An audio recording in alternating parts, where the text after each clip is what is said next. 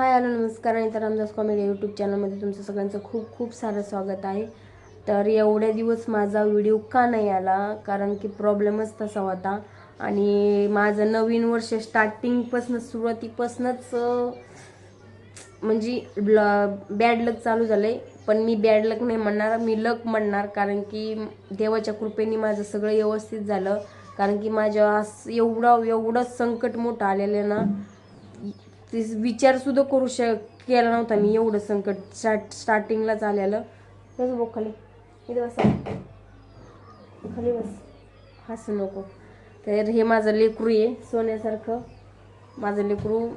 कारण मी असे व्हिडिओ बनवून ठेवलेले तर मी त्याचे शॉर्ट मिनी ब्लॉग पण टाकन, कारण की मी त्याचे छोटे छोटे शॉर्ट्स करून ठेवलेले तर भरपूर मला व्हिडिओ एडिट करायचे तर, कारण की व्हॉइस रेकॉर्ड करायचं म्हणल्यानंतर ना व्हिडिओ बनवून वेळ लागतो। का असं आमच्या बाजूला माझा कॅमेरा माझ्याकडे माईक नाही आहे, त्याच्यामुळं मला व्हॉइस रेकॉर्ड डायरेक्ट मोबाईलमध्येच करायला लागतो। माईकमध्ये क्लिअरिटी भरपूर येते, आवाज क्लिअर येतो चांगला येतो। माझ्याकडे माईक नाही आहे, डायरेक्ट मी मोबाईलमध्येच व्हॉइस रेकॉर्ड करत असते। आणि आमच्या रस्त्याला बाजूला रोडचं काम चालू आहे, त्याच्यामुळे खडखडखड वाजतं, त्याच्यामुळे मला एडिटिंग बिलकुल करायला भेटत नाही आहे। त्याच्यामुळे मी एडिटिंग भरपूर म्हणजे 8 दिवस 10 जवळजवळ 15 दिवस झाले मी व्हिडिओज टाकला नाही आहे चॅनलवरती। तर म्हणलं आज टाकावा, कारण की माझ्या येडामाईच्या कृपेने स्वामींच्या कृपेने माझ्यावर आलेलं सगळ्यात मोठं संकट दूर झालं। माझ्या ह्या लेकराला हे झालेलं, उभं राहू थोडं पुढं बाई, बाकी माझी बाय थोडं पुढे ये ना, हसा येतंय माझ्या बाईला, आज हसलं हो। माझं लेकरू एवढं संकटात होतं ना, एवढा त्रास झालेला त्याला। ओके बघा, हे माझं बाबू, एवढा त्रास झाला ना त्याला, अपेंडिक्सचं ऑपरेशन झालं त्याचं। लवकर उठ ना, उठ तर लाजतोय तो। हे बघा इथं त्याचं अपेंडिक्सचं ऑपरेशन झालं। बसा। तर एवढं म्हणजे संकट आलं ना आमच्यावर, तर त्याचा ना बिलकुल त्रास नाही झाला, त्याला कसलाच त्रास नाही झाला। म्हणजे आपलीच सुरुवात व्हायला लागली ना, थोडी आई तयार व्हायला लागली ना, तरी दुखायला लागतं, पोटात दुखतं, त्रास होतो, ताप येतो, थंडी वाजते, पण त्याला बिलकुल त्रास नाही झाला। 2च दिवस त्याचं दुखलं, तिसऱ्या दिवशी आम्ही लगेच सोनोग्राफी केली। तर सोनोग्राफीत आम्हाला काहीच दिसलं नाही, काहीच कळलं नाही। तर डॉक्टर बोलले सिटी स्कॅन करा, कारण की सोनोग्राफीमध्ये काहीच कळत नाही, कारण की तो अपेंडिक्स ना पूर्ण फुटला होता, त्याच्यामुळे सोनोग्राफीमध्ये काहीच कळलं नाही। मग सिटी स्कॅन केलं, सिटी स्कॅनमध्ये कळलं की सिटी स्कॅन करून आम्ही घरी वगैरे आलो, त्याला मी डाळ भात वगैरे चारलं आणि रात्री 8:30 वाजता रिपोर्ट आले। बस ना खाली, हाऊस नाच नको तसं। आज त्याला जरा बरं वाटतंय, तर मला बी जरा बरं वाटलं। त्याला म्हणलं आपल्या पब्लिकला थोडंफार आपला काहीतरी काम हा थोडंसं चालू ठेवायचं, त्याच्यामुळे मला थोडा व्हिडिओ टाकावा, तर तुम्हाला बी कळलं पाहिजे काय झालं तर काय नाही। तर मग आमचं सिटी स्कॅन करून आलो, मग घरी आलो, त्याला थोडा डाळ भात चारला। नंतर ना मग 7:30 वाजता रात्री रिपोर्ट, त्या मॅडमचा फोन आला की तुमच्या मुलाचा रिपोर्ट आलाय। माझे मिस्टर गेले रिपोर्ट आणण्यासाठी, तर त्यांनी ना डॉक्टरांना रिपोर्ट पाठवले, तर त्यांनी डायरेक्ट असं सांगितलं, इमर्जन्सी अर्जंटमध्ये तुम्ही हॉस्पिटलला त्याला ॲडमिट केला, तो खूप सिरियस आहे। आणि असं वाटतच नव्हतं त्याचं एवढं दुखतंय, म्हणजे असं विचार बी केला नव्हता। माझे तळपायाचे म्हणजे डोकं माझं सुन्न झालं, तर नेमकं असं अचानक झालंच कसं।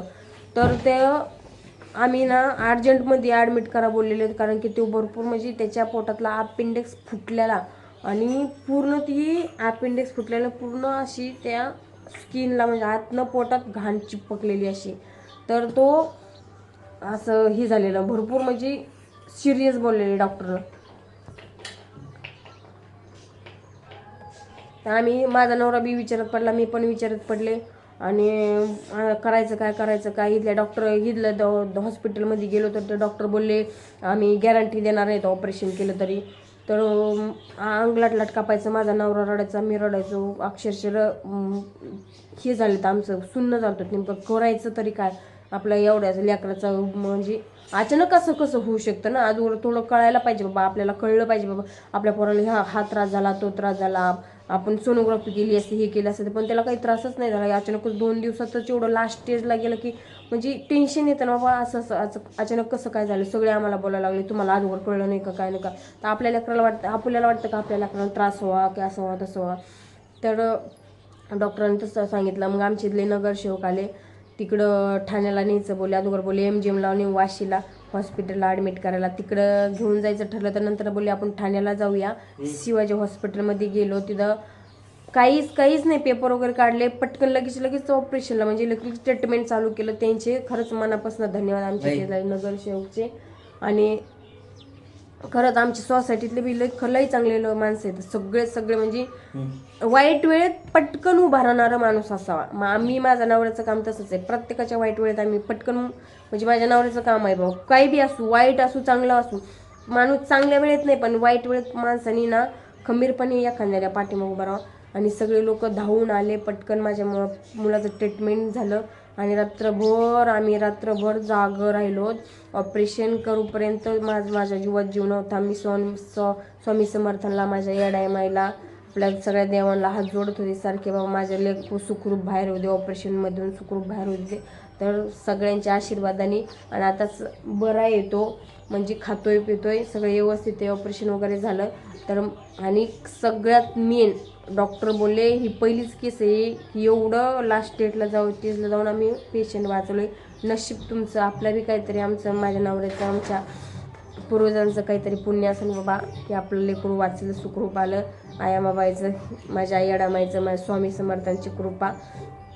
तर सगळ्यात मेन की तुम्ही तुमच्या मुलांना कुरकुरे खायला देऊ नका. डॉक्टर बोलले तुम्ही बाहेरचं फास्ट फूड असतं ना, ते सारखं चायनीज म्हणा, मॅगी म्हणा आणि कुरकुरे, मेन हा कुरकुरे जास्त खायचा. कारण की ह्याच्या पप्पांना सारखे पैसे देऊन जायचे, कुरकुरे खा कुरकुरे खा कुरकुरे खा. त्याच्यामुळे त्याला जास्त कुरकुरे पोरांना देऊ नका. कारण की त्यांनी कुरकुरे खाऊन ते प्रमाणाच्या बाहेर, त्याला म्हणजे आम्हाला लवकर कळलं नाही त्याला अपेंडिक्स म्हणून. त्याला बी कळलं नाही, त्याला दुखलंच नाही, त्रासच नाही झाला असं आम्हाला सांगितलं असं. तर एवढं सांगायचं होतं. प्रत्येक मुलांच्या, लहान मुलाच्या आईबापांनी हीच काळजी घ्या की आपल्या मुलाला कुरकुरे देऊ नका. आणि सकाळी ना मारी म्हणा, तांदळा म्हणजे गव्हाचे बिस्किट, मारी, खारी असं हे द्या. दुसरे बिस्किट सकाळ चहा बिस्किट बी कंटिन्यू रोज देऊ नका. एवढंच सांगायचं होतं. तर प्रार्थना करा प्रत्येकाचे मूल. मी तर म्हणते आयामामा गणपती बाप्पा महाराजांनी सगळ्यांची मुलं सुखरूप ठेवावा, कुठलंही संकट आणू नये, जशी माझे तशी तुमची. तर नमस्कार. माझा व्हिडिओ आवडल्यास लाईक शेअर सबस्क्राईब करा. आणि माझ्या मुलाला भरभरून आशीर्वाद द्या सगळ्यांनी. माझ्या बाबूला भरभरून आशीर्वाद द्या, माझ्या बाईला. लय मोठं कापलं असं, एवढं असं भरपूर मोठं आहे पाईप टाकलेला एक साईडला.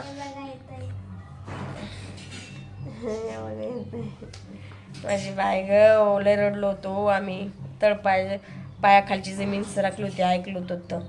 तर माझं बाबू आता, आपले लेकर पूर्ण सगळं आयुष्य आपला लेकरातच असते, प्रॉपर्टी आपली लेकरच असते. तर त्याच्यामुळे ना सगळ्यांनी आपल्या लेकराला जपा, कुरकुरे देऊ नका, कळकळीची विनंती आहे. आणि माझ्या लेकराला भरभरून सगळ्यांनी आशीर्वाद द्या. माहीत नाही हा व्हिडिओ माझा किती जणांपर्यंत जाईल, किती जण बघतील, पण होईल तेवढा आपल्या नातेगोत्यांपाशी जे बाबाला लहान, जे लोकांना सारखे लेकराला कुरकुरे चार, हे चार ते चार, त्या लोकांना खरंच शेअर करा. आणि त्या लोकांना सांगा तुम्ही व्हिडिओ बघितला असेल तर असं झालं बाबा. मी मुंबईला राहते, ठाण्याला ॲडमिट केलेलं त्याच्याला शिवाजी हॉस्पिटलमध्ये. तर अशी गोष्ट सांगायची होती तुम्हाला. तर तुम्ही काळजी घ्या. इथून पुढं मी पण काळजी घेणार. हानबिगर माझे पोरं तर कुरकुरे खाणार नाहीत आता आयुष्यात, कधी कुरकुऱ्याला हात लावणार नाहीत माझे पोरं. कारण की ज्याला ताक फुकून दूध, ते म्हणतात ना दूध पोळ्यावर ताक बी फुकून पितो माणूस, तसं माझा अनुभव आलेला आहे. त्याच्यामुळे तुम्ही बी जे माझ्यावर बितली ते तुमच्यावर बितू नाही म्हणून मी तुम्हाला सांगितलं, दुसरं काही नाही. तर बाय करा बाबू.